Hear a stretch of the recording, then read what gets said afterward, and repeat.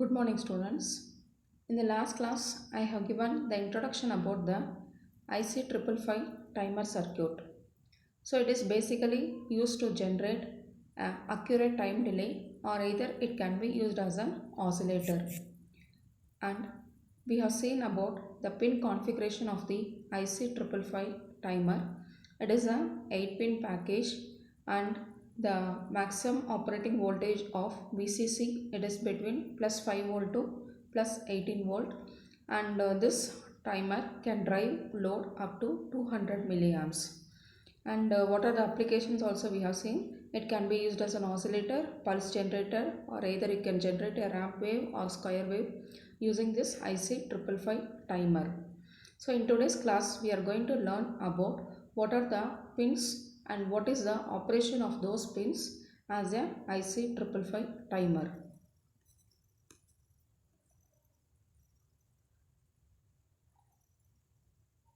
So this block diagram represents the functional block diagram of a 555 timer circuit.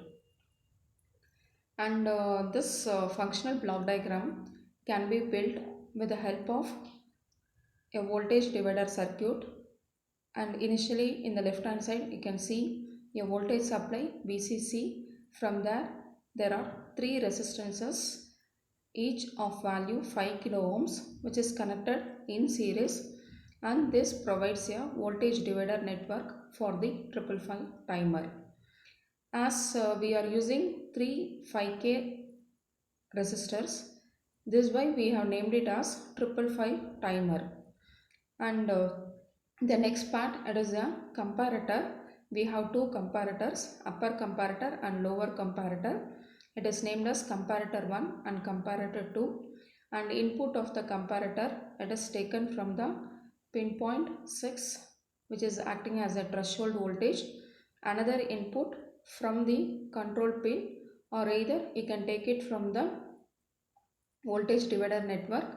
So there you can observe the voltage across that pin 5. It will be approximately equal to 2 by 3 times of VCC, and it is a fixed voltage. So whenever if you want to change this fixed voltage, you can give some external input voltage at pin number 5. So the output of the comparator, it is fed to the reset of the flip-flop. Based on the reset, if it is 1, the output of the flip-flop will be 0 and Q bar will be 1. And we have another comparator 2, whereas one input is fixed, that is from the voltage divider circuit. So the input to the non-inverting input terminal of comparator 2 will be 1 by 3 times of VCC, and it is a fixed voltage. Another input, it is taken as a trigger input, pin number 2.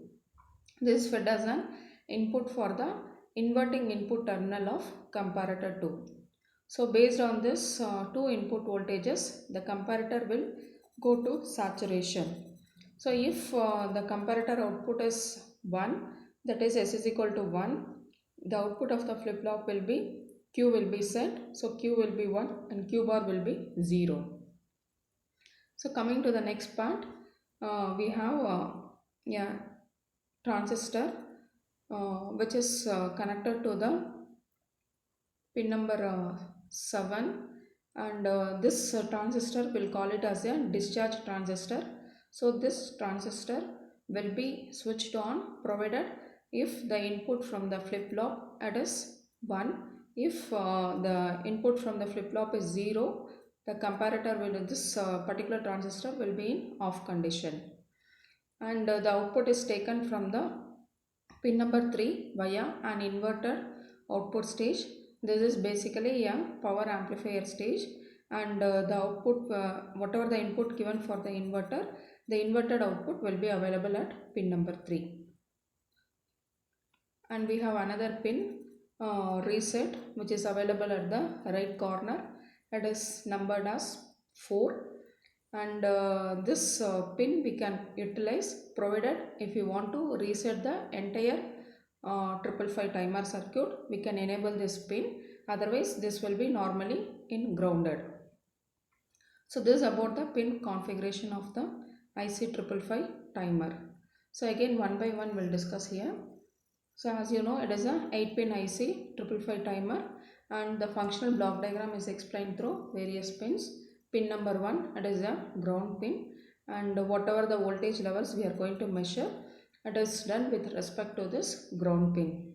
And pin number 2, it is a trigger input for the comparator to one input of the comparator. As we have seen,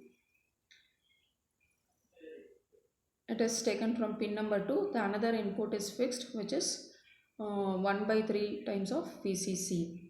And if this comparator is driven to saturation, it is going to set the flip-flop, thereby the output of the flip-flop will be 1.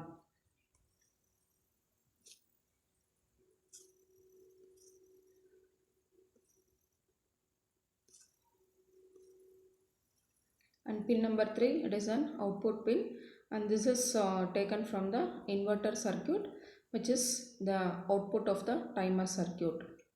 And as I told, pin number 4, it is a reset pin. So usually this pin will be grounded.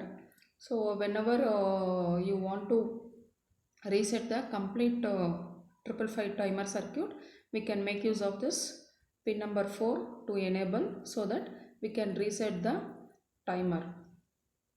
And pin 5 is the control input voltage. So this is the inverting input terminal of, this is given as an input to the inverting input terminal of the comparator 1. So this input voltage is compared with the voltage which is available at the other pin. That is the other pin, it is actually 2 by 3 terms of VCC. This is taken as a reference voltage for comparator 1. Suppose if you want to change it, we can connect external input voltage across pin number 5. And pin number 6, it is threshold pin, and through this pin we are able to give some external input voltage for the comparator, and we can compare that particular voltage with the other reference voltage which is already provided by the voltage divider circuit. If the threshold voltage is greater than that, the comparator will go to saturation, thereby the flip-flop either we can set or we can reset also. This makes the Q as high. So since the comparator is under saturation, the output of the flip-flop will be set, that is Q will be high and Q bar will be low. And pin number 7, it is a discharge pin. This pin, it is connected at the collector of the discharge transistor, and this pin we can enable it provided if we are going to operate the transistor, this oscillator, in different modes like astable mode or monostable. So that time we will be making use of this discharge pin.